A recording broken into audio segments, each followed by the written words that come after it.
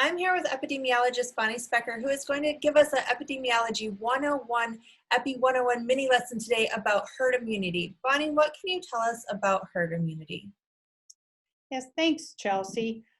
There are a lot of people talking about herd immunity and thinking it might be a good idea if people just became sick with COVID so that they could become immune. And if enough people did that, then everything would be okay.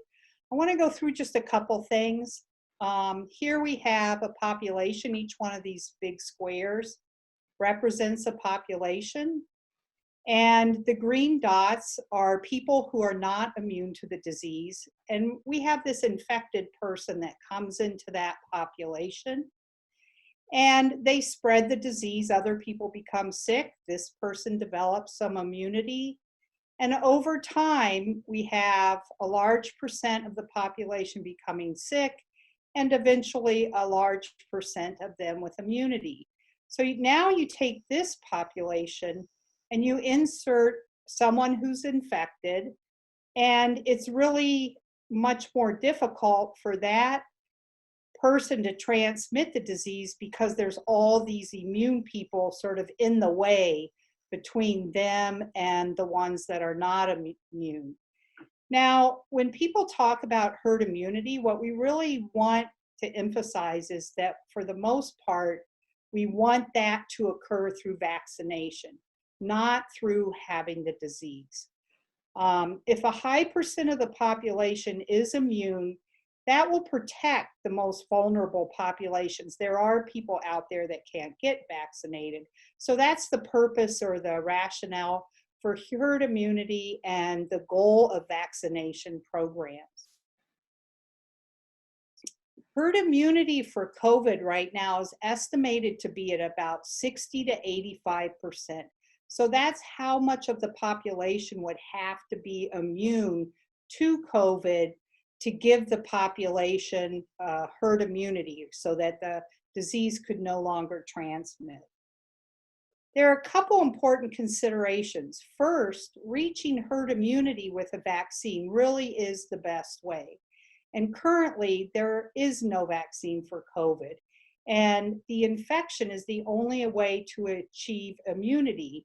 But it's, there have been reports out lately saying that it's not really clear how long natural immunity may last with COVID. There are reports of people getting ill with COVID more than once. And there are also reports that antibodies appear to decrease over time. And this is controversial, where here we have one article saying that though some of those reports might be overblown, they are based on not a lot of numbers, but just so that people realize we don't even know how long you'll be immune to this disease. So you don't want to base everything you're doing on that. Another thing is that there may be long-term lingering consequences if you become sick with COVID. And there have been a lot of reports the last couple months about heart problems. And I think we did that on a previous Epi 101 mini lesson. There may be permanent heart damage or heart damage for some period of time, as well as neurological deficits that can occur in people that have had COVID. And this is an area, again, that not a lot of people know about, and they're still doing a lot of research. Another important consideration is that the estimated number of deaths among South Dakotans would not be small if herd immunity was obtained through infections. And I just calculated this out. For if we take that 60% or 85% that I had mentioned earlier, that would be needed for herd immunity. And I looked at these three age groups because I figured this is students, college students, their parents, and their grandparents' ages. How many deaths would we expect in those age groups? Well, if we go up to 85% of the population developing COVID, what you see is, though there won't be that many, but 92 is significant, I think, if one of them is your friend. In the 20 to 29-year-old age group, 1,200 parents are going to die and close to 3,000 grandparents.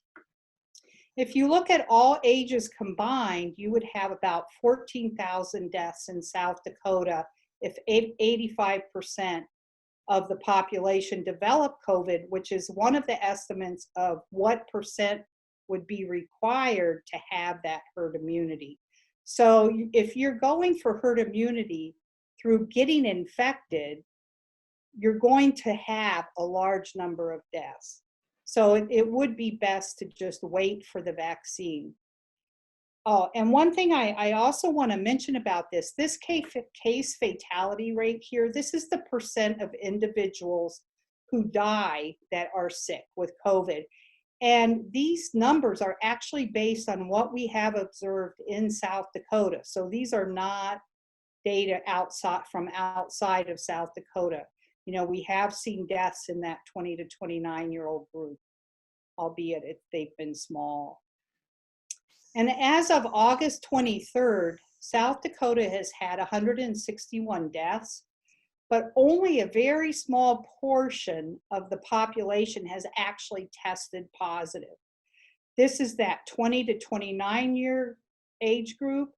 Only 2.3% of South Dakotans in this age group have actually tested positive.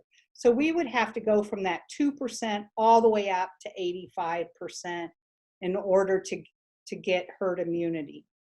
And you can see that the older individuals, it's a lower percent. So herd immunity without a vaccine would result in an estimated 10 to 14,000 deaths among South Dakotans. And there would be 350,000 to 500,000 individuals who may have long-lasting health effects if that is what is determined to happen with COVID. So really for now, washing hands and socially distancing remains the best way to prevent deaths and possible long-lasting effects. And at least it will buy us time to develop the vaccines and get herd immunity through vaccination and not through having the disease. Thank you so much, Bonnie, for that Epi 101. I think it's really important that we learn about these things when we hear people talking about them in the community and being informed on what's really going on with COVID-19.